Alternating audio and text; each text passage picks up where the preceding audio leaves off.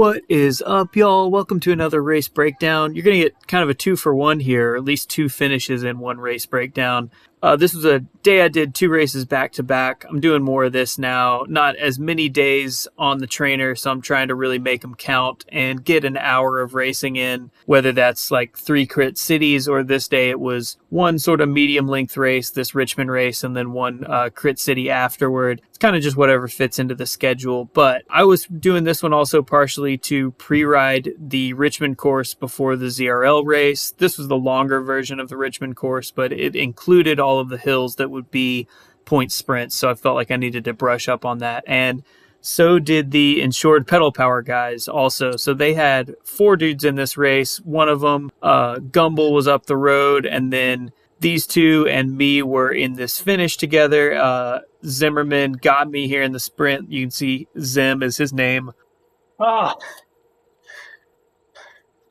Zim got the jump on me. They were kind of playing 2-on-1 with me there, with Jacob also. Gumble, though, incredibly strong ride. I mean, look at those power numbers. He broke away in the first lap. There were a couple little breakaways. This was a really aggressive race for such a small field. But I went pretty much straight from this one into a crit city, and the Enshored guys kind of had the same idea. All right, I guess we're going to the event. Okay, Zwift, take me there. Zim's here too. Did we all just swap over? So we've already got a pretty stacked field with all the Enshored guys coming over from the first race to this one. And then on top of that, we got another special guest in this field. All right, so let's see if Brownlee showed up, huh? Alistair Brownlee. Can I beat the triathlete? Oh, you guys see him up there? Yeah, there he is. Alistair Brownlee. All right. Whoa. How did that sneak up on me so bad? I'm normally pretty focused on the starts, but I think this was a little bit of mental fatigue from the first race, combined with the fact that I was streaming this one live on Twitch. I was really screwing around there and almost got caught out. Okay, there's Brownlee. So we got Brownlee there, and you know it is actually him because he's got the little green jersey next to his name. So the green jersey, it means that you're a pro triathlete. The orange jersey is for pro road riders. It actually says pro really tiny in there. And then you can see Zim actually has an orange check mark, which means that you're not pro, but you are like a verified known quantity in the community. Speaking of which, I will link to Zim's channel, Zim streams and YouTubes and all that stuff, and as well as Gumble, I think. A lot of the Enshored guys stream, so I'll put their links below. They may even have some other perspectives from this race. I'm also noticing we got Hamblin from Draft in the red draft kit right there, so this is kind of all killer, no filler for the second race. I thought this one would be interesting to revisit for me, both because of the quality of this field and also because normally when I do these crit city races, I'm out here trying to be the aggressor, be the one ripping it apart on this climb, and try out weird strategies and stuff, but because I've got so much fatigue in the legs from that first race, and then I know there's so much firepower in this one, I really have to play it a lot more conservatively, and it made for an interesting race and kind of a different race for me. It also ended up being a very interesting final lap. Speaking of my plan to race a little bit more conservatively, the Enshored guys had something else in mind altogether, which is especially crazy for Gumble here with this attack, because he was coming off of 45 minutes at 5 watts a kilo just about. So impressive that he still had the legs even to get this far up the road at all. Pretty crazy. And he really, really committed to that. That was a legit attack. Respect. From the back of the group, using the speed to get all the way through and get really good separation. That's like a real crit move right there. So the sense I get is that he's kind of a 20-minute power guy, a steady power guy, and that was him testing his legs and just seeing if he had anything left in the tank. And I think as we round this corner right here, we get him back, and I've got a Ghost, which I immediately dump, and you can see people dumping burritos. Yeah, and he says legs are dead right there. You can see him floating back through the group and onto the back, and I think even off the back right here, because immediate counterattacks. This was a lot like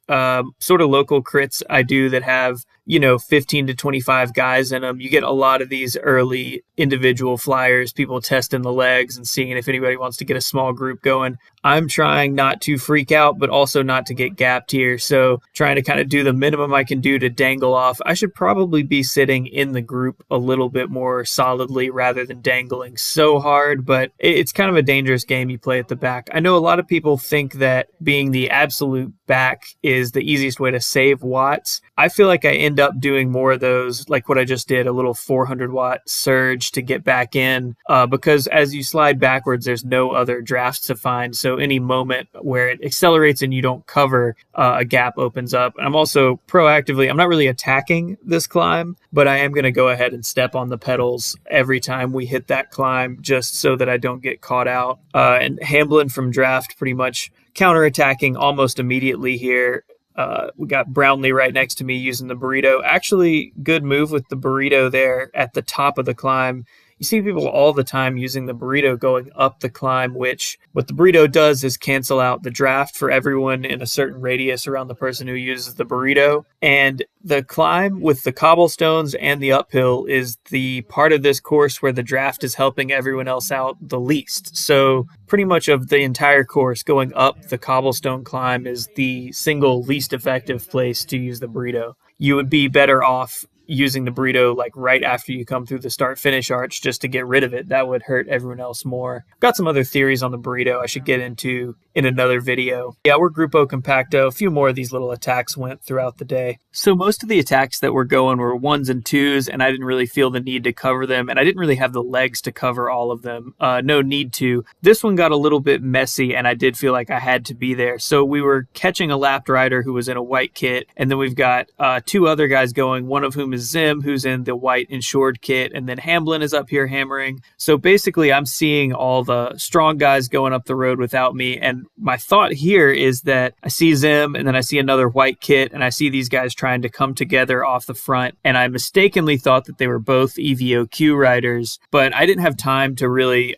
think about what I was doing here. This is all instinct, and my thinking is basically that, or my instinct is based on the fact that this happened in the previous race. I let an EVOQ rider get up the road, and if I let 2 get up the road together and work together, even though we're all on tired legs here, these are just some of the strongest guys here, so I got to cover that, especially now that Hamblin has made it, and we have a pretty good mix of riders in this group. I think in road races, a lot of times, a move with the strongest guys won't actually get away a lot of the times, at least in higher categories where people know what they're doing, because teams that may not be as strong as that individual rider recognize the danger and will go to the front and rotate turns between 4 or 5 guys that are maybe 5 to 10% less strong, but taking turns can pull that rider back. But they immediately clock the danger because it's like, oh, that's someone who we'd all know to be strong, and we cannot let them get a gap. I think in these e-races, it's different, the pack dynamics and the way pulling works. When strong riders go up the road, that's really the only chance to get away, is if you've got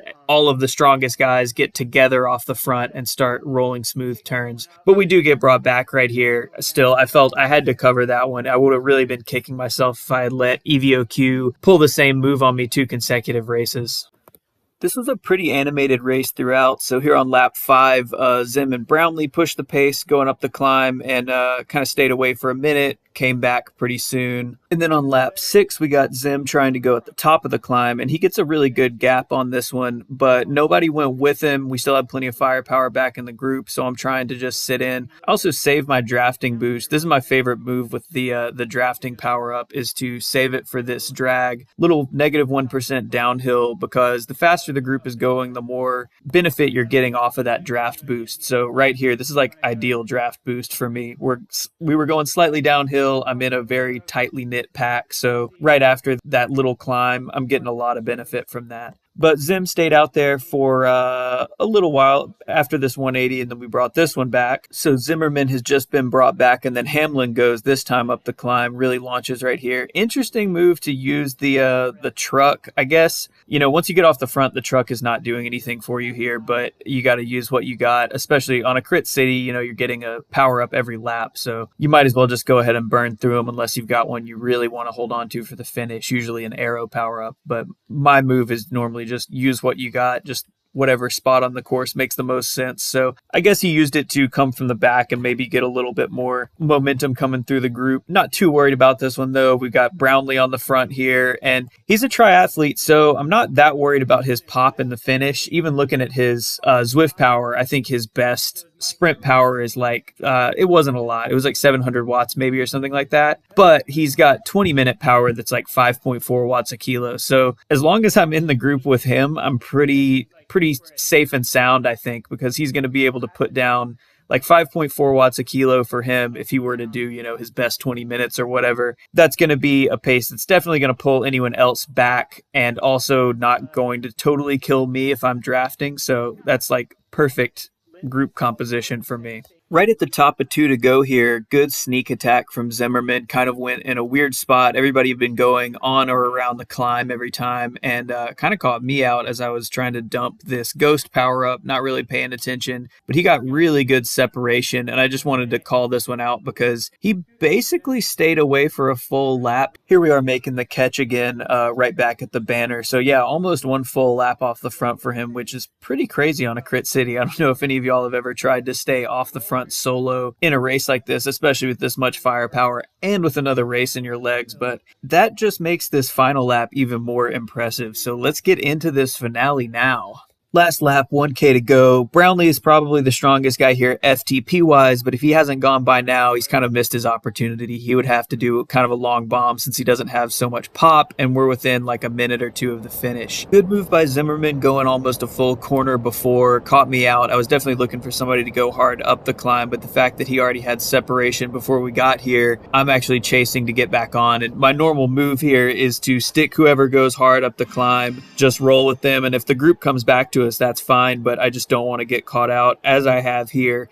So you can see I'm really laying it down, although I'm trying to do something that's like, I'm not trying to burn my sprint. I'm trying to do something that's hard and going to pull them back, hopefully, but save a little bit of something. And right here, as I start to realize I'm going to make the catch, I back way off, because what I don't want to do is roll through and just keep dragging these guys to the line and let them get a little rest. I want to kind of tack onto this group and sit in and then go right where I like to go, which is 275-ish or so. Really commit to that. Hit my power up right here, 275. I'm all in, and this was a crazy sprint from Zimmerman. We both did like 13.9 for 15 seconds here, but I have a little bit more raw wattage on him there and was in the draft with the feather. Barely pulled it off, but crazy finale there. So that one really came down to a lot of split-second decision-making in the last lap, and that's both knowing the course, knowing my sprint, and having some idea of like who the competitors are and what's going on. And a lot of that's kind of in my muscle memory because I've done these Crit City races so many times. I think that's part of what I like about crits in real life as well. I mean, sometimes you get to do the same crit multiple times in a year if it's like a local circuit, but also like in the race, you can sort of get a feel for the course as the laps go by. So then you come down to the finale and you have some idea what you're doing. It's not as much luck. You can be a little bit more intentional with your decision making. Speaking of which, I'm about to do a Crit City as an opener for a real-life event tomorrow. I've got a Grand Fondo, so if you want to see me do some of these races live that I don't necessarily break down, follow me over on Twitch. If you want to see the breakdowns of the real-life races and some of the vlog-type stuff I'm doing, subscribe to this YouTube channel. Hopefully I'll be taking some of this stuff outside. I've got a couple of those videos already, but definitely working on more of that content and more stuff that's going to kind of show the interplay between the virtual stuff and the real life stuff this year. So yeah, thank you guys for watching. See you guys next time.